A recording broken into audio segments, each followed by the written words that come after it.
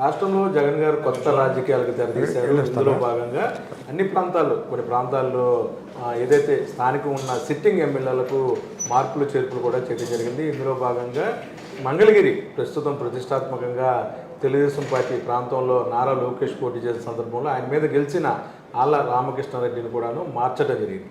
ఈ అంశం మీద మంగళగిరికి సంబంధించి నియోజకవర్గంలో వైఎస్ఆర్సీపీ పార్టీ శ్రేణులు ఏమనుకుంటున్నాయో అడిగి తెలుసుకునే ప్రయత్నం చేద్దాం. మనతో మాట్లాడదాకి హేమారెడ్డి గారు ఉన్నారు. వైసీపీకి అత్యంత సన్నిహితులు. మన పక్కన పార్టీ ఏదైతే మ్యాండేట్ ఉందో దానికి సంబంధించి తుచ్చా తప్పకుండా దానికి మార్గదర్శకాలు అమలు చేసే వ్యక్తిగా ఆయన ప్రాంతంలో అందరూ కూడాను గౌరవిస్తారు.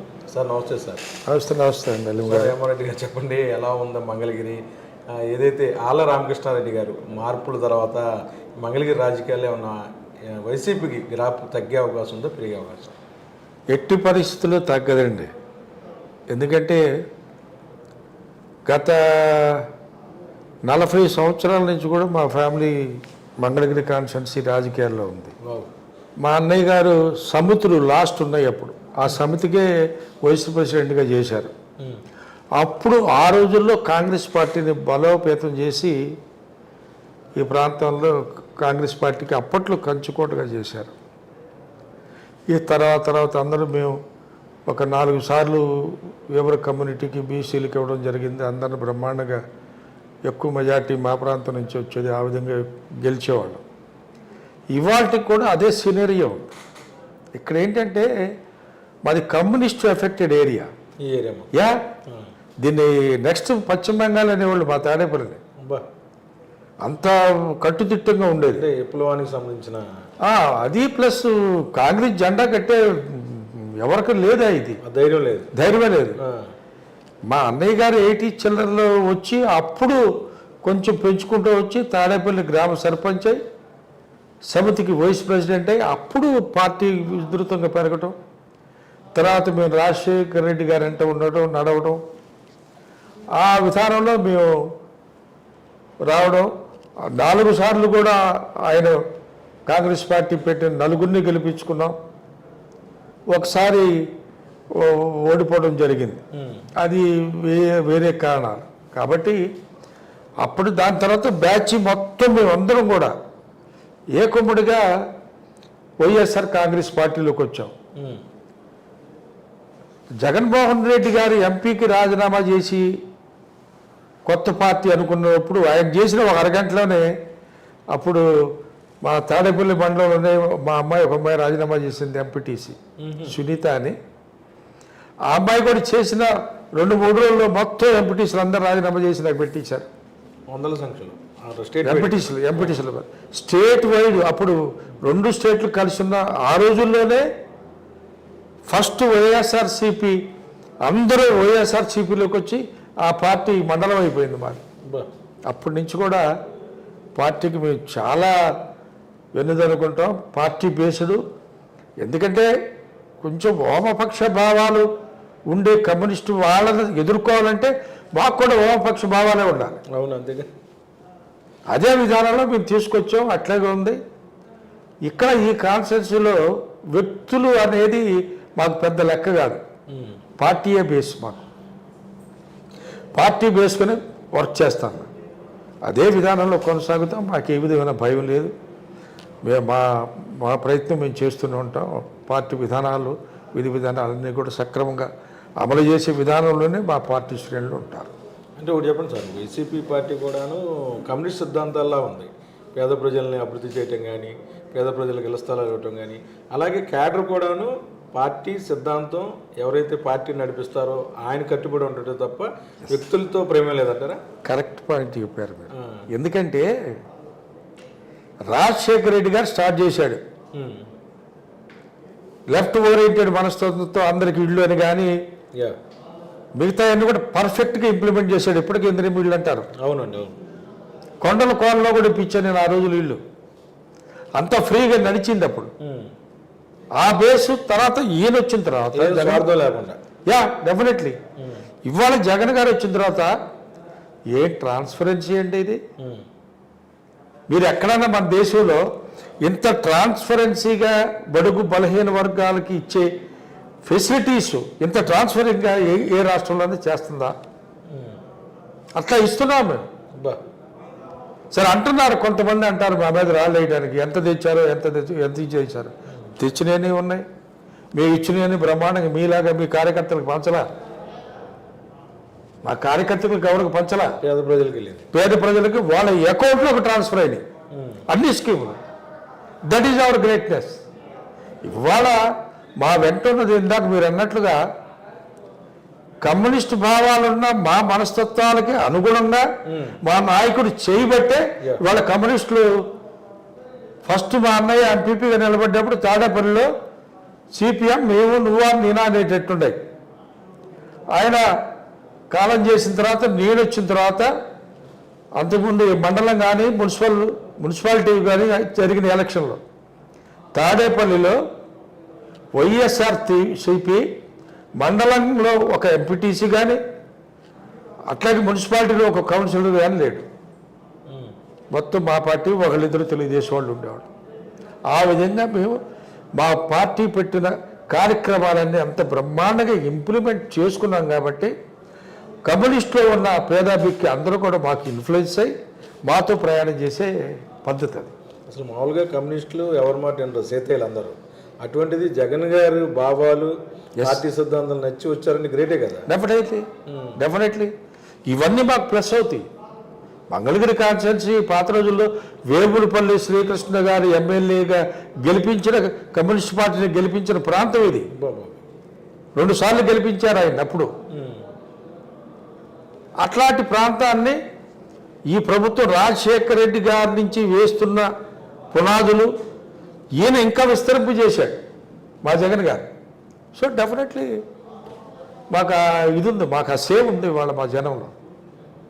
సో చెప్పండి, జగన్ గారిలో ఆకట్టుకునే గుణం ఏంటి అసలు? ఎవరైనా ఒకసారి మిమ్మల్ని కావచ్చు, నన్ను కావచ్చు, ఒకసారి ఆయన మాట్లాడినా, ఆయన ఏదైనా పాలసీ మీద విశ్లేషణ చెప్పినా సరే ఎందుకని అంత ఆకట్టుకుంటారు? నిజాయితీ అండి,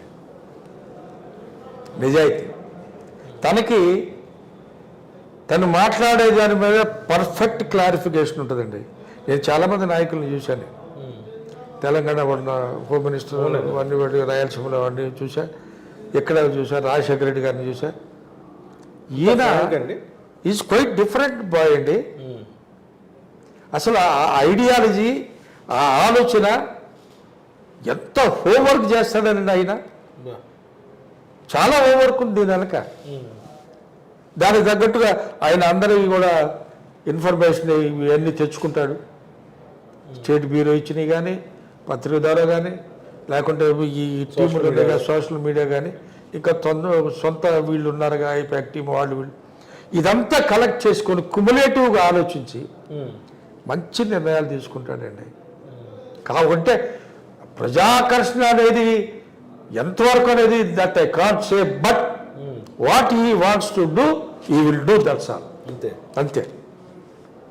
ఇది ఉంది, ఆ నిజాయితీ ఉంది. మాలాంటి కొంచెం పెద్దవాళ్ళకి అది నచ్చుద్ది, అది ఆ నిజాయితీ నచ్చుతుంది. ఇవాళ అదే నిజాయితీకి ప్రజలకు పంచుతున్నాడు ఆయన, అదే నిజాయితీతో పంచుతున్నాడు.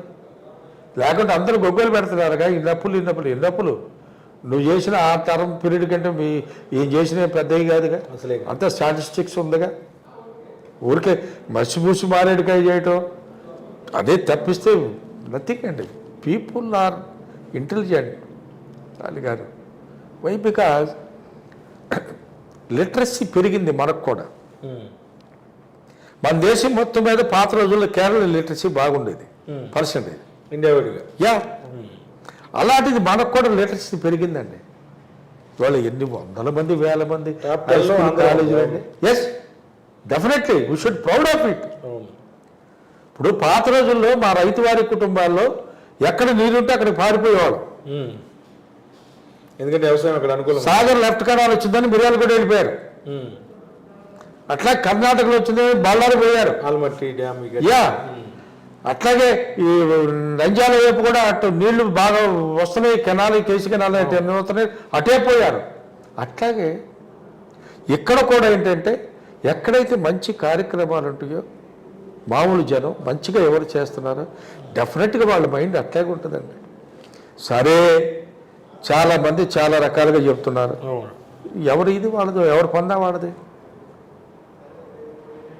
సార్ చెప్పండి, సోనియా గాంధీ గారిని ఎదిరించి రాజీనామా చేసినప్పుడు వైఎస్ రాజశేఖర రెడ్డికి మీరంతా సన్నిహితులు, కొద్దో గొప్ప భయపడి ఉంటారుగా, ఈయన రాంగ్ స్టెప్ వేసాడా, ఎందుకు ఈ మొండితనం అని. అప్పట్లో టు బీ ఫ్రాంక్, అప్పటికి నిజ స్వభావం చాలా మందికి తెలియదు కాబట్టి in those days they might think something, but ఎక్కడో ఒక ఒక ఆలోచన మాలాంటి వాళ్ళకి తగిలింది.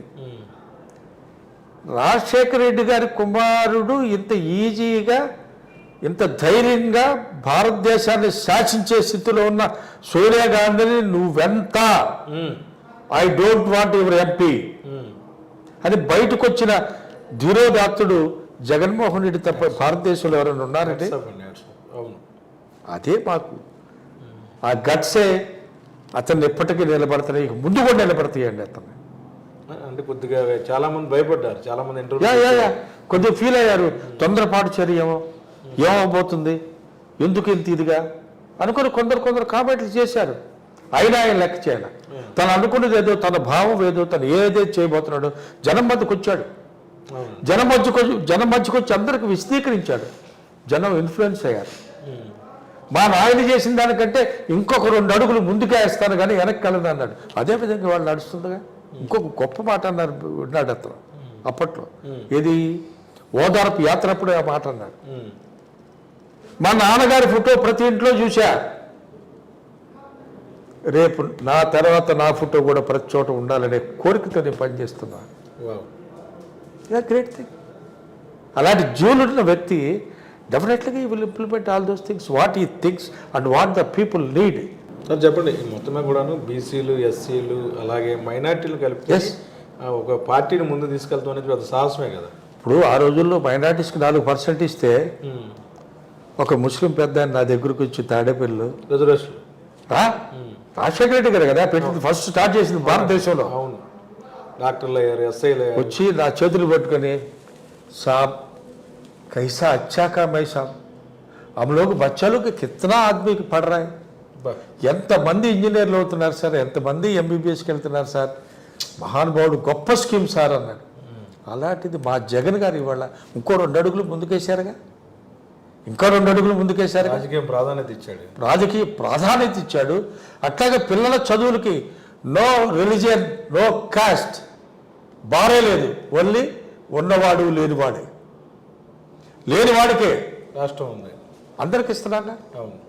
పెద్ద కులం వాళ్ళది కాదు, చిన్న కులం వాళ్ళది కాదు, అర్హత ఉన్న ప్రతి వాళ్ళకి ఇస్తున్న ఏకైక ముఖ్యమంత్రి భారతదేశంలో వైఎస్ జగన్మోహన్ రెడ్డి గారే. ఇవి చాలవండి మేము చేస్తున్న కార్యక్రమాలు. మా జనానికి మేము ఇవన్నీ చెప్పుకోవటం మాకు చాలదండి. We are proud to tell all these things regarding our beloved CM Jaganmohan Reddy గారు. ఒక్కోసారి తలుచుకుంటే మాలాంటి వాళ్ళకి ఏంటి అసలు ఈ పోకడు ఏంటి, ఈ విధానం ఏంటి.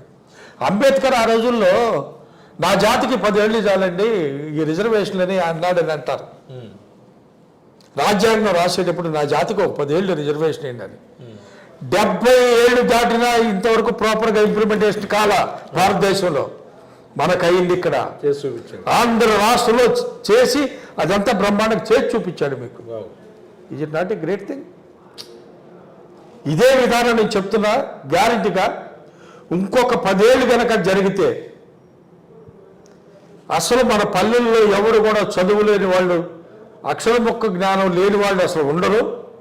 అట్లాగే ఉద్యోగాల పరంపర కూడా మనకు అప్పట్లో కొంతకాలం ఈ రిజర్వేషన్కి దానికి తగ్గట్టుగా వచ్చేవాళ్ళు కాదు మన వాళ్ళు. మెరిట్ నీ సెక్షన్లో ఒక 40 మందికి కావాలి, నాకు 20 మంది వచ్చేవాళ్ళు, దొరికేవాళ్ళు కాదు. ఇవాళ మొత్తం ఇంగ్లీష్ మీడియం. అసలు ఏంటండి ఇంగ్లీష్ మీడియం ఏంటండి? మా టైంలో హై స్కూల్లో ఇంగ్లీష్ మీడియం, తెలుగు మీడియం నుంచి ఇంగ్లీష్ మీడియం 10th క్లాస్లో ఉండేది, హైయర్ సెకండరీ మాది మున్సిపల్ హై స్కూల్. అప్పుడు ఏదో గందరగోళంగా ఉండేది, పల్లెటూరు రావడంగా. ఇవాళ పల్లెటూరు లేదు, పట్టణం లేదు, ఎవడైనా సరే ఇంగ్లీష్ మీడియం. ఆ డ్రెస్సు క్వాలిటీ డ్రెస్, మళ్ళీ quality dress, quality shoes, quality books, bags, మధ్యాహ్నం భోజనం. మధ్యాహ్న భోజనానికి మీకు ఒక ఎగ్జాంపుల్ చెప్తాను, నా పర్సనల్ ఎక్స్పీరియన్స్. ఒకసారి నన్ను పిల్లలు ఏదో క్రికెట్ టోర్నమెంట్ జరుగుతుంది, మీరు రావాలి ఓపెన్ చేయాలంటే వెళ్ళా. వెళ్తే ప్రైవేటు స్కూల్లో చదివే పిల్లల మొహం అంత నాకు తేటగా కనపడలేదండి. మా స్కూల్లో చదివే పిల్లలు మాత్రం బ్రహ్మాండంగా తేటగా చాలా యాక్టివ్గా కనపడ్డారు. ఎస్, ఎంత మనకే సంతోషం. ఇది ఎంత చేంజ్ అండి ఇది. ఈ చేంజ్ అంతా కూడా ప్రజలు గ్రహించట్లేదండి. నువ్వు నీ స్కూల్కి కంటిన్యూగా పంపిస్తే నీ పిల్లలకి నీకు మళ్ళా సంవత్సరానికి 14,000 15,000 పడుతున్నాయి. అమ్మఒడి వేస్తున్నాడు. ఎస్, ఇంకేం కావాలండి? చదువుకోవడానికి ఏం కావాలి? ఈ విధానం ఇంకొక 10 ఏళ్ళు జరిగితే, అంబేద్కర్ ఆ రోజులో అన్నారే రిజర్వేషన్ ఎత్తేసుకోండి, అంతే. ఆ స్టేజ్ వస్తుంది. పిల్లలు అంతే కదా సార్, ఎడ్యుకేషనే కదా, ఆ స్టేజ్ వస్తుంది, చదివే కదా. ఎవరు బడి వస్తారు, ఆ రేంజ్కి వస్తారు, ఆర్థికంగా స్థితిమంతులు అవుతారు. నా పిల్లల్ని చదువుకోగలరు. అరే విదేశాలు వెళ్తారుగా. Yes, definitely. ఎక్కడ లిటరసీ ఎక్కువ ఉంటుందో అక్కడే కదండి డెవలప్ ఉండేది. రైతు కనుక ఎక్కడ నీళ్లు ఉంటే అక్కడ పంట వేసుకోవడానికి పారిపోతాడో, ఎక్కడ లిటరసీ ఉంటే అక్కడే కదండి. అవాళ అమెరికా ఎందుకు పరిగెత్తున్నారు? అంత మన తెలుగు లిటరసీ అంత మన ఇక్కడ బ్యాచ్ ఎందుకు వెళ్ళే కాదు కదా, వెళ్ళేది. నువ్వు బయటకు వెళ్ళాలన్నా కూడా డబ్బులు ఇస్తున్నారు ఇవాళ. ఇతర దేశాలకు కూడా ఫండింగ్ ఇస్తున్నారు కదా, దిస్ స్కీమ్స్. ఎంతో గొప్పయండి ఇవి. అదే మా ధైర్యం, మా జగన్ గారి ధైర్యం, మా ధైర్యం కూడా అది. మేము అంత చేస్తున్నాం ప్రజలకి అనేది. ఈ స్కీములు ఇవన్నీ కూడా మేము కూడా ప్రజల మధ్యకి తీసుకెళ్తాం, ప్రజల్లో నిలబడతాం. మా ధైర్యం అదే. మంగళగిరిలో రెడ్లు ఆధిపత్యత ఉంటుంది. ఈ నేపథ్యంలో బీసీ అభ్యర్థులు ఎంతవరకు రాణించగలరు? రెడ్ల ఆధిపత్యం కంటే ఆ బీసీల కంటే రెడ్లు ఎక్కువ కాదే ఫర్ ఎవరి ఇన్ఫర్మేషన్. కాకుంటే ఏంటంటే మా అన్నయ్య గారి టైం నుంచి ఇదొక మేము లీడ్ చేస్తూ ఉండేవాళ్ళం తప్పిస్తే ఆధిపత్యం కూడా జోక్యం చేసుకునేవాళ్ళు కాదు. అడ్మినిస్ట్రేషన్ కానీ ఇంకో దానికి కానీ they will do their duty. కాకుండా ఏంటంటే we always with the poor. మొదటి నుంచి కూడా మా అన్నయ్య గారి పాలసీ కూడా కనబడుతున్నాయి మీలో. ఆ విధంగానే ఉండేది. కానీ ఇంకో విధంగా చెప్పండి, నారా లోకేష్ తిరిగి ఇక్కడ భారీ మెజార్టీతో గెలుస్తాను, మా నాన్నే ముఖ్యమంత్రి అని పదే చెప్తున్నారు. ఈ నేపథ్యంలో గౌరవ యువ ముఖ్యమంత్రి గారు రామకృష్ణారెడ్డి గారిని తీసివేసి ఇంకో బీసీ నాయకులు చిరంజీవికి బాధ్యత అప్పగించారు. అంటే ఈ ప్రభావం మీ మీద కానీ పార్టీ మీద కానీ ఎలా ఉండబోతుంది? అంటే నారా లోకేష్ తిరిగి గెలుస్తాడని చాలామంది చెప్తున్నారు. చెప్పటానికే ఉందండి, జనం మా వైపు ఉన్నారు. ఇప్పుడు వాళ్ళకి 4-5 మీడియా ఉండొచ్చు, అవును, పేపర్లు ఉండొచ్చు, ప్రాపగండా చేయడం, ఉదయం లేస్తే మైకి తీసుకుని అదే పని. అవును, దాని తగ్గట్టుగా ఆయన చంద్రబాబు గారు చెప్పాడు, రాయలసీమ ఊళ్ళో తెలుసా మీకు 1,00,000 కోట్లు అన్నాడు అతను వాల్యూ, ఆస్తి. ఆయన కేసీఆర్ 500 కోట్లు ఇటువంటి నాకు 1,00,000 కోట్లు ఉన్నాయి. అవును, ఏమండి ఆయన 40 ఏళ్ళు రాజకీయం చేస్తే 40,00,000 కోట్లు సంపాదించాడు. మేము టన్నల్స్లో మాకు క్షయరోగాలు కూడా తగిలించుకొని మేము 40 ఏళ్ళు కష్టపడితే మీ స్టేజ్కి రాలేదు. ఆ రహస్యం అంటే చెప్తే అందరూ బాగుపడతారు కదండి. చెప్పడానికి అర్థం ఉండాలి. డబ్బుని సొమ్ము పంచండి జనానికి. ఒక్క కాన్స్టిట్యున్సీ కాదు, అన్ని చోట్ల పంచండి, మా పేదవాళ్ళందరికీ పంచండి. ఓటు మాకే వేస్తారు. లోకేష్ ఓటుకి 10,000 ఇస్తాడు అన్నాడు. ఏమండి ఉన్నాయి తీసుకుంటామండి, వాళ్ళకి అదే చెప్తాగా. అతను ఎంత ఇచ్చినా తీసుకోండి, ఆడి సొమ్ము కాదు మన సొమ్మే. అతను పంచేది అతని దగ్గర ఉన్నది, అతని సొమ్ము కాదు మన సొమ్మే, ప్రజల సొమ్మే. తీసుకోండి, నిరభ్యంతరంగా తీసుకోండి. 10,000 కాదు 50,000 ఇచ్చినా తీసుకోండి. ఓటు మాత్రం ఆత్మవిశ్వాసంతో వేయి. నీ గుండెల మీద చెయ్యి వేసుకుని ఆలోచించి చెయ్యి. ఎందుకంటే ఓటే ఆయుధం. ప్రజాస్వామ్య దేశంలో ఓటే ఆయుధం. ఆ ఓటుని నువ్వు సరైన వాడికి వేస్తే సరైన పద్ధతి వస్తుంది. సరైన వాడికి వస్తే నీ కుటుంబం అభివృద్ధి చెందుద్ది. సరైన వాడికి వస్తే నీ ప్రాంతం అభివృద్ధి చెందుద్ది. ఒక వ్యక్తి ఒక ఊళ్ళో డెవలప్ అయితే ఆ ఊర్లో ఉన్న మిగతా వాళ్ళు డెవలప్ అవుతారు. ఆ ఊరు అయితే మండలం అవుద్ది, మండలం అయితే జిల్లా అవుద్ది, జిల్లా అయితే రాష్ట్రం అవుద్ది. ఆ విధంగా డెవలప్మెంట్ ఎవరు చేయగలరో నువ్వు ఆలోచించుకుని గుండెల మీద చేయి చేసుకోమని మా వాళ్ళందరికీ చెప్తాం. గుండెల మీద చేసుకుంటే హ్యావ్ టు. మేము అతనంత ఇలేవాం. ఆయన ఎంత ఇస్తాడు? 1,00,000 కోట్లు అని చెబుతున్నాడు. మరి నేను ఇందాకన్నా కదా 40 సంవత్సరాలు రాజకీయ జీవితంలో 40 కోట్లు అంటే మరి ప్రతివాడు అందుకే పరిగెత్తున్నారు రాజకీయాల్లో. నాకు అర్థం కాలే బ్యాగులు తీసుకుని. సార్ చెప్పండి, కాపులు ప్రస్తుతం జనసేన అధినేత పవన్ కళ్యాణ్ వైపు ఉన్నారు. అయితే జనసేన అధినేత పవన్ కళ్యాణ్ సీఎం రేసులో లేడు, మా నానే సీఎం ఉంటారు, నేను మంగళగిరిలో పోటీ చేస్తాను గెలుస్తానని లోకేష్ చెప్పారు. అంటే జనసేన అధినేత నమ్ముకున్న వాళ్ళ పరిస్థితి ఏమవుతుంది? ఏముంది, నట్టేట ముంచటమే. ఇప్పుడు ఈయన సహజంగా ఏంటంటే ఎవరికైనా ఆ సామాజిక వర్గంలో కూడా ఎవడన్నా ఒకడు పెద్ద మనిషిగా చూసుకోవాలరా మనం కూడా ఉంటుంది కదా సార్. అదే ధీమాతో వాళ్ళు ఉన్నారు. ఈ దెబ్బతో వాళ్ళ ఆలోచనలు పటాపంచలైపోయినాయి. వాళ్ళు ఎందుకుంటారండి? వాళ్ళు ఎందుకుంటారు? పవన్ కళ్యాణ్ దగ్గరగా చూసారా సార్ ఎప్పుడైనా? నేను చూడలేదండి. ఆ కుర్రాన్ని నేను చూడలేదు. సినిమాల్లో చూడటం గుడ్ ఆర్టిస్ట్, కానీ ఈజ్ నాట్ ఏ పొలిటీషియన్. ఎప్పుడో అడావుడు చేశాడు, ఎప్పుడో ఊరు చాలా బాగుంది. ఎప్పుడో రోడ్లు వేస్తున్న అడ్డుకుని అడావుడు చేశారు. ఎప్పుడో గ్రామం చాలా బాగుంది కదా, బ్రహ్మాండంగా ఉంది. బైడెన్ రోడ్ అందులో పెద్ద లింక్ అది. ఇవతల వడ్లపూడి నుంచి పైనుంచి వచ్చే వాళ్ళు కూడా ఇటు విజయవాడ చేశారు. ఇష్యూ కావాలిగా, ఆయనకి ఇష్యూ కావాలి. పోతే ఎవరన్నా ఒకటి ఇద్దరు వాళ్ళ సామాజిక వర్గం వాళ్ళు దెబ్బతినొచ్చు. దాంతో అందరూ ఆక్రమణలు తీశారు, అందరూ ఉంటారు. నీ ఎంక్రోచ్మెంటే తీసాం కానీ మీది పట్టా భూములు ఏమైనా తీయలేదుగా, తీరుగా. ఇవన్నీ జనం నాకు అర్థం కాదు. వీళ్ళంతా ఏమో తెలియని వాళ్ళు అనుకుంటున్నారండి. జనానికి తెలివి పెరిగింది సార్, ఆలోచిస్తున్నారు. డబ్బు నీ దగ్గర ఉంది, దొబ్బింది ఉంది, ఇస్తానంటావు, తీసుకుంటాం, మేము వేసేవాళ్ళకి మేము వేస్తాం. సరే, ఈ మధ్యన దర్శకుడు రామ్ గోపాల్ వర్మ గారు ఒక మాట అన్నారు. ఏదైతే మీరు ప్రతిరోజు జగన్ గారిని విమర్శించే తీరు, మాట్లాడే తీరు, ఆయన తిట్టే తీరు, దానికన్నా భిన్నంగా నేనేమి సినిమాల్లో పెట్టట్లేదు. నిజంగా ఒక ముఖ్యమంత్రిని రకరకాలుగా మాట్లాడుతున్నారు టీవీ డిబేట్లో కానీ వాటిలో కానీ. కనీసం ఆయనకు ముఖ్యమంత్రి అనే గౌరవం కూడా మీరు ఇవ్వట్లేదు. అటువంటిది వ్యూహం సినిమాలో జగన్ గారి ఏదైతే బయోపిక్లా తీస్తుంటే దాన్ని అడ్డుకోవటం అనేది నిజంగా దారుణం కదా. దాని గురించి మీరు ఏమంటారు? నిజంగా రామ్ గోపాల్ వర్మ చాలా గొప్ప మాట అన్నాయండి. మీరు నోటుకొచ్చినట్లు నోట్లో ఏదో ఉన్నట్టు నానా రకాలుగా మాట్లాడుతున్నారే. వయస్సు ఆయన పెద్ద ఆయనకి ఆ వయసు కూడా ఇది తెలుసుకోకుండా ఆయన కూడా అంటున్నారే. ఈ కుర్రాడేమో వేరే ఏదో పేరు అంటాడా. అసలు నువ్వు పప్పు అదంతా రాష్ట్రం అంతా వ్యాపించింది. ఆ దెబ్బతో నువ్వు ఇదైపోయి నువ్వేదో చేద్దామని చూస్తున్నావు. డబ్బు ఉంది, మీ నాయన డబ్బు ఎత్తున్నాడు, తిరుగుతున్నావు, దొబ్బిన డబ్బు ఉంది, పంచండి. అంత మాత్రం చేత నువ్వు నీ నోటుకొచ్చినట్టు మాట్లాడితే టైం ఉంది. నోటుకొచ్చి మాట్లాడిన నాయకులందరూ ఏమయ్యారో టైం ఉంది. ఇదే బహిరంగంగా తన్నుకునేది కాదుగా. ప్రజలే సమాధానం చెప్తారా? డెఫినెట్గా చెప్తారండి. ప్రజలు మనం అనుకుంటున్నాం ఇంట్లో టీవీలు పెట్టేటప్పుడు వాళ్ళ ఇళ్లలో అనే మాటలు మీరు ఇంటలా. చిచ్చి ఏంటి మాటలు? ఏ పార్టీ వాళ్ళైనా, నేను ఒక పార్టీ అంటలా, ఏ పార్టీ వాళ్ళైనా అసభ్యకరమైన పదజాలం వాడినా, సామాజికంగా కొంచెం పదాలు కూడా తప్పుదొరిన వాళ్ళు ఒప్పుకోవట్లా. నువ్వు ఎక్కడో అమెరికాలో చదువుకొని వచ్చాడు, నువ్వు తెలుగు రాక తిడుతున్నావా, మరి వచ్చి తిడుతున్నావా, నోటుకు వచ్చినట్టు అంటున్నావు. ఫోటోగ్రాఫ్ కూడా గౌరవం లేకుండా ఎందుకు మాట? తప్పండి అది.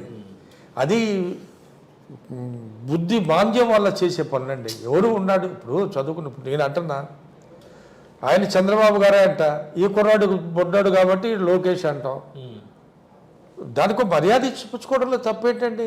ఎందుకని ఆంధ్రాలో ఈ 4 ఏళ్ళ పరిస్థితులు ఉన్నాయంటారు?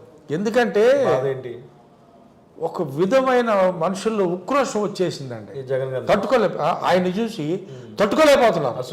అసూయ. అమ్మో ఏంటి జనానికి పంపకాలు ఏంటి, ఎన్ని వ్యవహారాలు ఏంటి, రేపేం కాబోతుంది ఏంటి, ఇది వాళ్ళ భవిష్యత్తు, వాళ్ళ రాజకీయ భవిష్యత్తు ఏం కాబోతుంది. ఆయనకేం పాపం ఒక్కగానే ఒక్క కొడుకు, ఈ కొడుకుని ఏదో అందలం ఎక్కించాలని ఆయన తీవ్రంగా ప్రయత్నించడం. ఈ పిచ్చోడేమో ఈయన ఎక్కలేక కింద పడతా ఉంటాడు. ఈయన దత్తపుత్రుడా? అసలు పుత్రుడు. దత్తపుత్రుడేమో ఆయన ఏదో మాట్లాడతాడు. ఆయన కూడా కొద్దిగా షాక్ అయినట్టుంది ఈ మధ్య. కొద్దిగా ఏదో కొంచెం మారింది. మీరు అబ్జర్వ్ చేశారో లేదో, కొంచెం మారింది. ఆవేశం, జుట్టు పైకి ఇవన్నీ మారినాయి. ఎవరో చెప్పుంటారు, దగ్గర చెప్తానంటాడు. ఎవరు చెప్పిన ఎండ అబ్బాయి వాళ్ళ అమ్మగారు వాళ్ళ బ్రదరే చెప్పుంటారు, అది బాగాలేదు, కొంచెం తగ్గించాడు, అందుకని తగ్గించాడు అనుకుంటా అబ్బాయి. అట్లా జనాలు పిచ్చి అండి, తప్పండి అది. అదే ఒక చదువుకున్న వ్యక్తిగా, ఒక సంఘంలో, ఒక సమాజంలో ఒక విలువ ఉన్న వ్యక్తిగా, ఒక ఆర్టిస్ట్, ఒక స్టార్వి, పబ్లిక్లో యాజ్ అన్ ఆర్టిస్ట్గా నీకు మంచి ఇమేజ్ ఉంది, అది కాపాడుకో. మొత్తమే కూడా మంగళగిరిలో ఫైనల్గా వైసీపీ జెండా ఎగరబోతుంది. డెఫినెట్ సార్, అంతే. డెఫినెట్గా ఎగురుతుంది. దాంట్లో ఇంకో రెండో ఆలోచన లేదు. పెట్టండి ఆయన్ని, డబ్బులుండి పెడతాడు, తప్ప పెట్టాలి కదా. ప్రజాబలం ఉంది. ఐస్ మాకు ప్రజాబలం ఉందా, ఆయనకి డబ్బు బలం ఉందా, పెట్టండి. You will see. Thank you. మొత్తమే కూడాను 2024 జరిగే ఎన్నికలు ప్రజలే ఏదైతే ప్రస్తుతం టీడీపీ నాయకులకు సమాధానం చెప్పే పరిస్థితి వస్తుందంటున్నారు వేమారెడ్డి గారు. అంతేకాకుండా ప్రతి ఒక్కరూ ఓటు వేసేటప్పుడు గుండెల మీద చేసుకుని ఈ రాష్ట్రాన్ని అభివృద్ధి చేసింది ఎవరు? పేద బడుగు బలహీన వర్గాలకి అండగా ఉన్న వ్యక్తి గౌరవ ముఖ్యమంత్రి జగన్మోహన్ రెడ్డి.